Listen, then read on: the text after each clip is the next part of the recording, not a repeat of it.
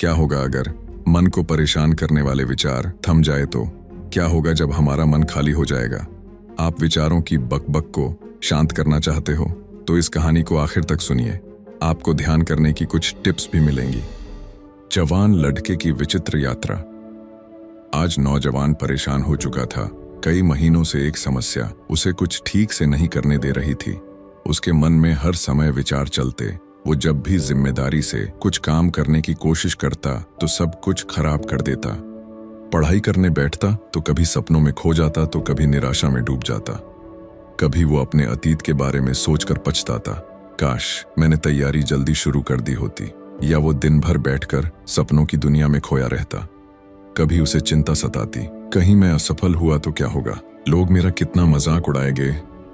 इन सब विचारों से वो मुक्ति पाना चाहता था, इसलिए वो ध्यान करने की कोशिश करता, लेकिन न चाहते हुए भी वो हर समय विचारों के सैलाब में घिरा रहता। एक दिन उसके दोस्त ने बताया कि यहाँ पास के ही आश्रम में एक सन्यासी रहते हैं, वो तुम्हारे सारे संशयों का छेदन कर देंगे। लड़का तत्काल सन्यासी के पास गया और उन्हें अपनी सारी परेशानी बताई। सन्यासी ने धैर्य से सारी बात सुनी और पूछा, तुम मुझसे क्या जानना चाहते हो?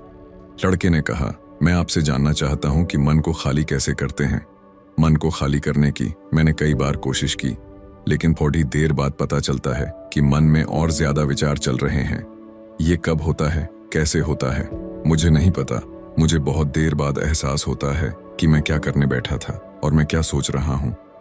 सन्यासी ने कहा, अच्छा तो तुम मन खाली करना चाहते हो। समस्या का समाधान तभी निकाला जा सकता है जब हम उस समस्या की जड़ तक पहुंच जाएं। जिस मन को तुम खाली करना चाहते हो, क्या तुमने कभी उसे समझा है, उसे जाना है?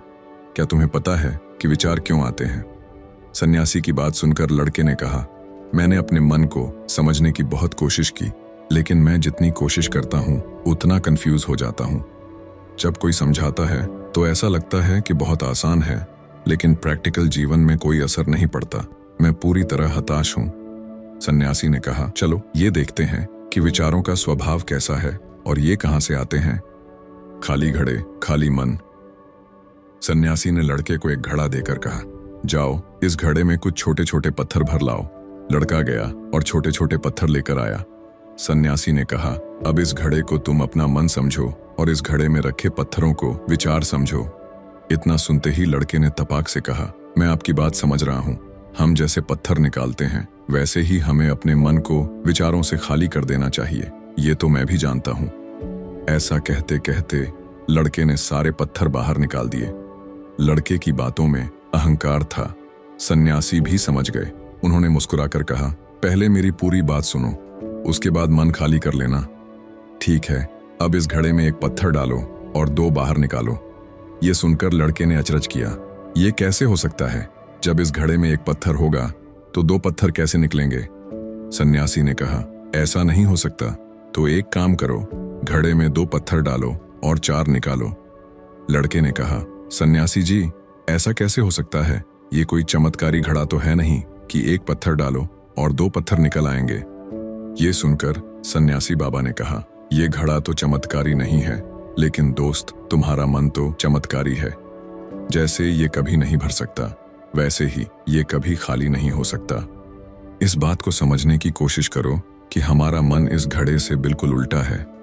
घड़े को तो तुम पत्थरों से भर सकते हो, लेकिन मन हमेशा खाली या भूखा ही रहता है, क्योंकि मन रूपी घड़े की तली अनंत गहरी है। तुम इसे कभी खाली नहीं कर पाओगे। इसमें तो अनंत इच्छाएं, डर और वासनाएं हैं जो बार बार विचारों का रूप लेकर प्रकट होती हैं। ये सुनकर लड़के ने आश्चर्य किया, सन्यासी जी, मुझे आपकी बातें समझ में नहीं आ रही। अगर मन खाली नहीं हो सकता तो हमें क्या करना चाहिए? हमारा लक्ष्य मटके को रख दो। सन्यासी जी ने कहा, दोस्त अब भी नहीं समझे। मटका नीचे रख देना चाहिए। मटका भारी है, तुम थक रहे हो, फिर भी तुम उसे पकड़े हुए हो। तो बताओ गलती किसकी है? लड़के ने कहा, मैं आपकी बात समझ रहा हूं, लेकिन ये मटका मैं नीचे रखूं कैसे? सन्यासी ने कहा, ठीक है, मैं इसका इलाज तुम्हें बताता हूं। मन को अलग तरीके से देखो। आंख बंद करके कल्पना करो कि तुम एक महल के चौकीदार हो। महल में 2 दरवाजे हैं, एक से लोग अंदर आते हैं और दूसरे से बाहर जाते हैं। असल में ये दरवाजा तुम्हारा मन है और तुम्हारे पास एक बड़ी सी लालटेन है। अब ये महसूस करो कि लालटेन की रोशनी के द्वारा तुम लगातार उन दरवाजों को देख रहे हो कि कौन सा विचार या कौन सी भावना एक दरवाजे के अंदर आ रही है और कौन से विचार बाहर जा रहे हैं। ये रोशनी किसी विचार को रोक नहीं रही, न ही किसी विचार से जुड़ रही है, बस हर पल सचेत है, देख रही है। तुम बस रोशनी बने रहो जो मन में आने वाले हर विचार और भावनाओं के प्रति सचेत है। जब मन केवल सचेत रहता है और कोई प्रतिक्रिया नहीं करता, तब ऐसा मन अपने सच्चे स्वरूप में आने लगता है। उसे शांति महसूस होती है। यानी मन का सच्चा स्वरूप रोशनी या चेतना है जो हमें शांति के रूप में महसूस होती है। असल में मन क्या है? सन्यासी कहते हैं, दोस्त, तुम्हारा मन मटका नहीं है, तुम्हारा मन रोशनी है।